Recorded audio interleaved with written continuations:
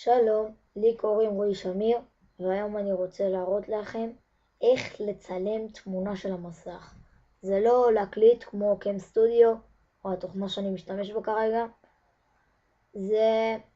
אפשר להגיד שזה רק לצלם את התמונה. וזה דרך תוכנת מערכת שלא צריך להוריד לזה תוכנה. טוב, יש מקש מקלדת שנקרא Search Second. בואו תראו, אני אראה לכם תמונה, אני אגדיל אותה. זה מקלדת רגילה, כמעט לכל המקלדות זה ככה, וזה המקש. ערכתי את התמונה וזה המקש. לוחצים עליו, כרגע הנה תראו, זה שולחן הבית ואני כרגע לוחץ עליו.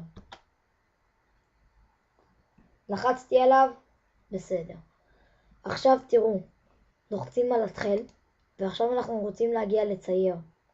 לי יש פה צייר כבר בתפריט התחל, אבל בווינדוס 7 להגיע לצייר זה יכול להיות ככה, וצייר. ב-XP זה קצת יותר מסובך, צריך ללכת לכל התוכניות, וללכת לעזרים, ומהעזרים ללכת לצייר. טוב, עכשיו אנחנו בצייר ואנחנו כרגע לוחצים על המקש הדבק. שימו לב שהתמונה פה.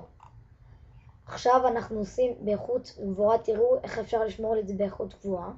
אפשר לעשות פה, שמור בשם, שמור בשם, ואפשר לשמור באיפה איזה איכות אתם רוצים.